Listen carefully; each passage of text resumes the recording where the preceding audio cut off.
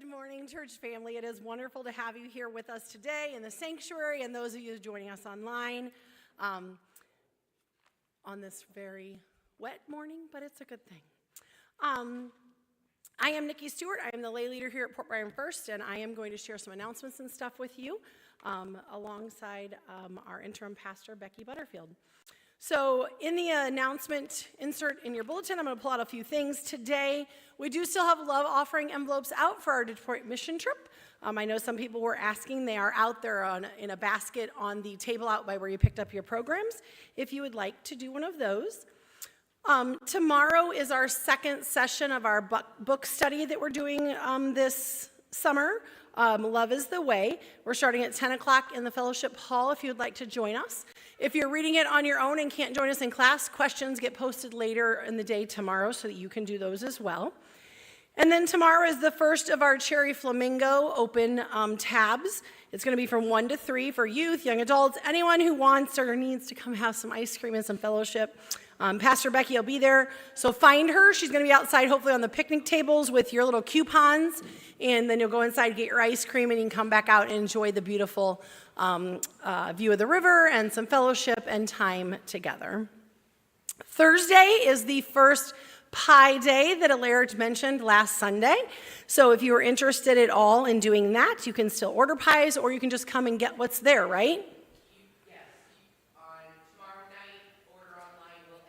Perfect. And then you can still come pick up anything you want or whatever's left on Thursday.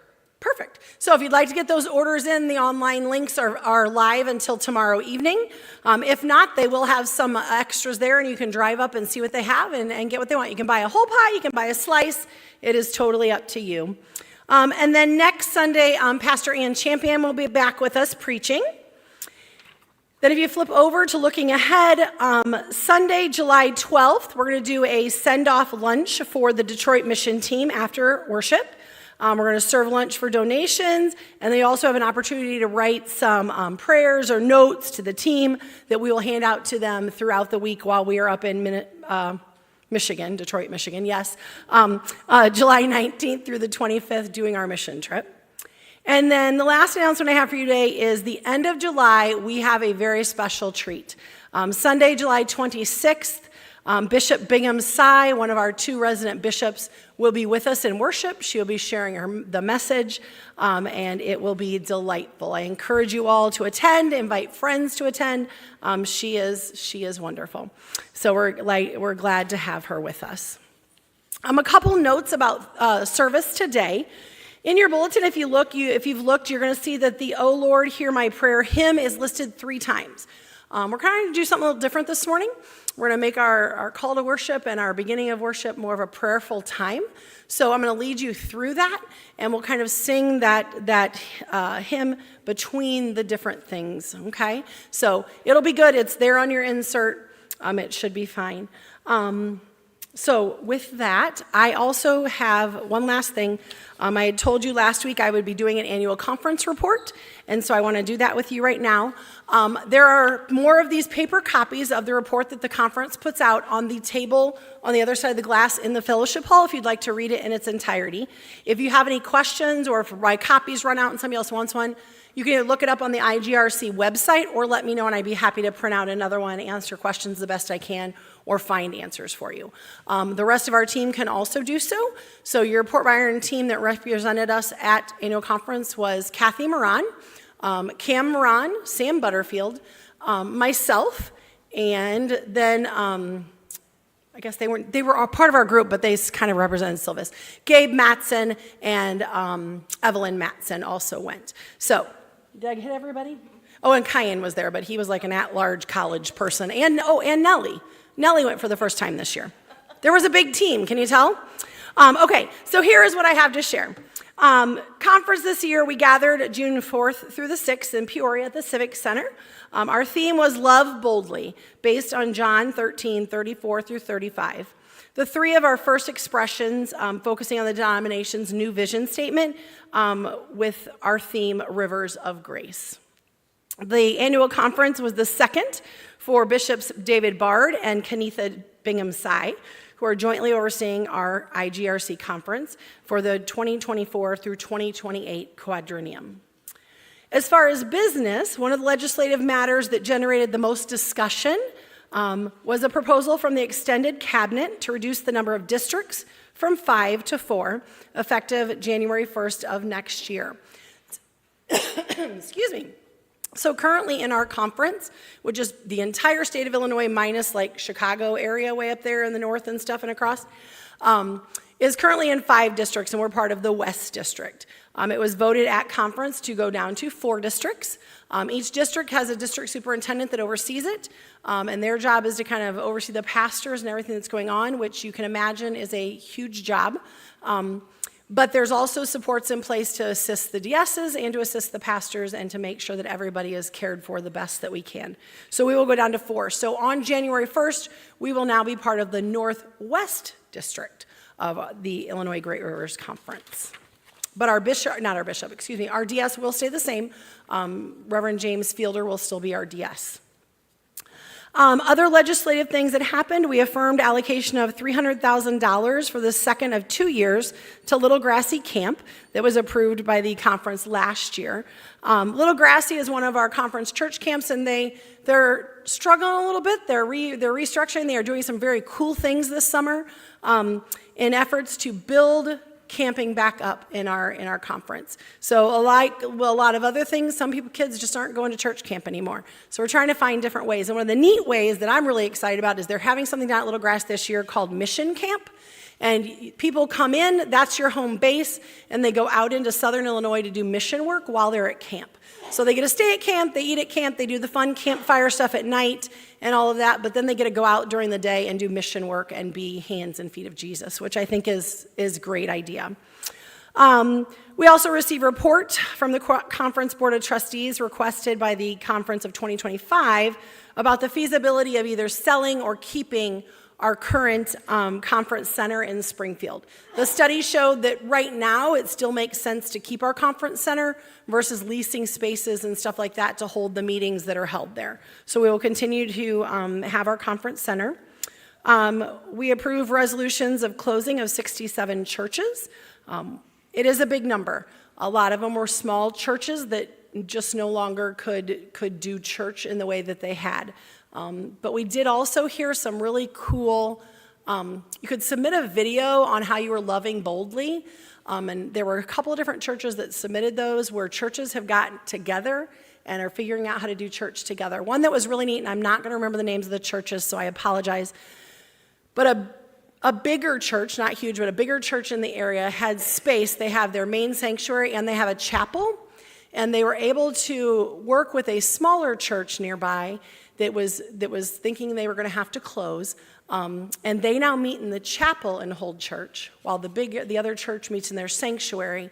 And not only do they just get to go there and meet, but the host church cleared that space out. Like they were like, what do you want us to take out of here? What do you guys want to bring in? Can we help you bring in things so it feels like your space and your church?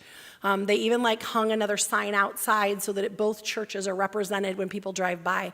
So there's lots of great things that are happening in our conference to help churches that are struggling. And it's shows lots of light and hope. We established a special conference offering on Heritage Sunday. We approved changes to our standing rules that increased the number of district at-large members from 10 to 25. At annual conference, we try and keep a balance of clergy and laity, and to do that, we need to have some at-large delegates. That is what Nellie went as, that is what Kyan went as, and that's what Sam went as this year to kind of balance that out. So if any of you are interested in what goes on at annual conference and would like to attend and be a voting member, come talk to me, come talk to Pastor Becky, talk to Kathy. We would be more than happy to get you in touch with Andrea and get you on that list for potential delegates at large to see what we can do. We'd love to have you come join us. We also granted retirement of home missioners and retired deaconesses voting status. We approved a resolution calling for a study to be conducted by the session committee regarding where annual conference will be held in the future. We're at Peoria Civic Center through the 2028 annual conference, but after that we potentially could move. And since we have people from all the way in southern Illinois who drive all the way up to Peoria for annual conference, it has been suggested several times that we look and see if we can find a place that maybe we could go south one year so the people who down there don't have to drive as far and that kind of stuff. The issue is just the space. We got to find enough space, but they're going to look at that. And then we also approved some resolutions affirming the conference health and welfare agencies, affirming the voting rights of Americans, and a resolution calling for the support of ethnic clergy and pastors in cross-racial, cross-cultural appointments. All in all, it was a lot of good work and a lot of great conversation. We also had the chance to celebrate. This is the year where the church celebrates the 70th year of ordination rights for women and the 30th anniversary of the Order of Deacons, which was absolutely fabulous. And we got to hear lots of cool stories. We saw a video. We might have had a cameo in the video from our very own Pastor Becky, and it was great. This was also the first year that the clergy session was held separate from the ladies' session for a couple of different reasons, but that went pretty well, and it was good. We did commission a provisional elder, and we ordained 2 deacons and accepted an associate member into annual conference, which is great. But in addition to that, we also have another layer of laity service in our conference, and we had 16. The number's not in front of me, but I'm pretty sure it was 16 laity that have done the classes and the certifications needed to be certified lay speakers, certified lay ministers. We had a new home missioner that was commissioned, and it was fabulous. So all of those people will be able to step into roles where they are able to assist the pastors and help lead congregations and do those kinds of things to continue to shine light and love. The last thing I want to share with you is the special offerings we did this year. So the annual conference special offerings during both sessions, they were live for the in-person and online, totaled near $30,000. Africa University, it was given $8,011. The John Coffey Amish School in Liberia was $3,004. Camping scholarships was $5,223. The Tom Brown Scholarship at Wiley University was $4,117. Campus ministries were $5,597, and the ordinance trip was $3,846. So lots of good things happening at annual conference. And like I told you last week, there definitely is things going on in the Illinois Great Rivers Conference, and God has great plans. So continue to pray for our conference and all those things. Since we had a lot of announcements in our annual conference report, we're going to take a few minutes. I've asked Melissa if she would play us just a nice, quiet song. I ask you to kind of close your eyes, quiet your minds, quiet your thoughts, and just take a few deep breaths before we go into our call to worship.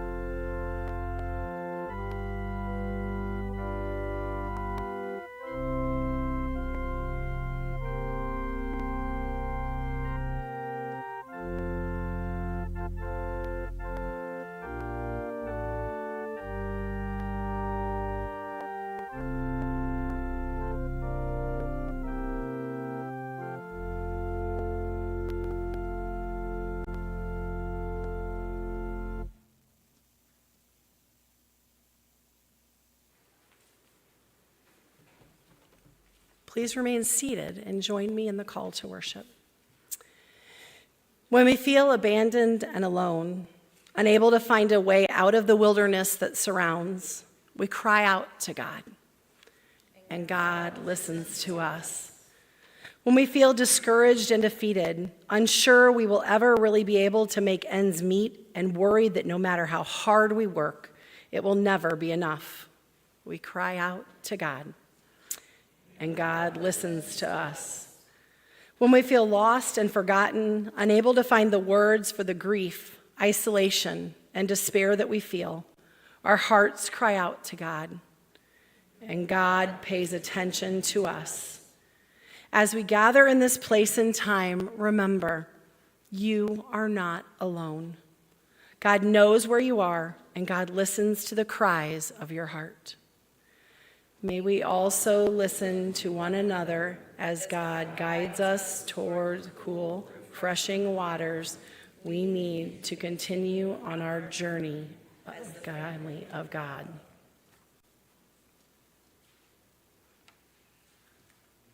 Mm-hmm. No, the O Lord, hear my prayer. And it's on your insert and will be on the screen.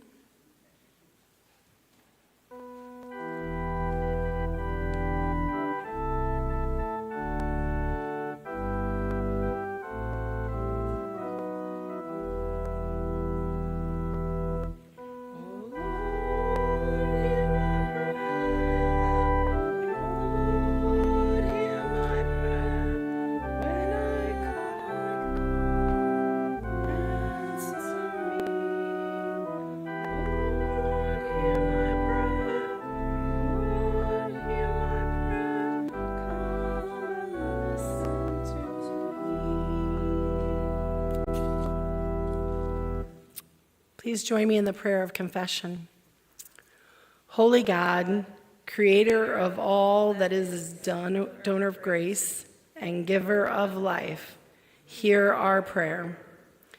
There are chasms in our lives, deep valleys that separate us from one another and from you. We confess that we have allowed those rifts to grow for fear of admitting our part in the separation, fear of being rejected when we reach out. You call us to a reconciled life, to healed relationships, to a wholeness with each other and with you. Mend us, we pray, and make us new creations through the power and love of Christ, in whose name we pray. Amen.